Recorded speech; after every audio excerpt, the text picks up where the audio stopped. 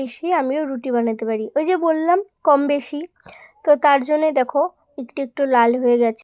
এখানে কড়াইটা নামিয়ে হালকা একটু করে কড়াইটা নামিয়ে তারপরে হচ্ছে গ্যাসের উপরে দেওয়া হচ্ছিলো, তাই মানে গ্যাসের হিটটা একটু বেশি পেয়েছে, তাই জন্য একটু লাল লাল হয়ে গেছে, মানে সেভাবে একটু ফুলে আমার মতে। তো যাই হোক, তোমরাও হয়তো পারো আমার থেকে ভালো, আমি পারি না সেরকম।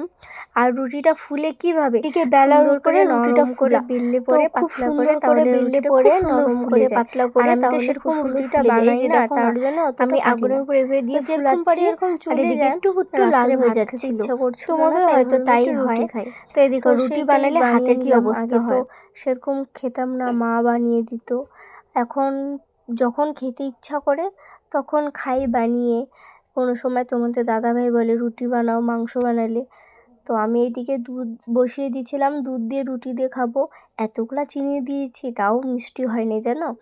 অনেকক্ষণ পরে ভাবলাম ঠান্ডা হলে খাবো, কিন্তু তাও মিষ্টি হয়নি, পরে আবার একটু চিনি দিয়ে নিয়েছিলাম।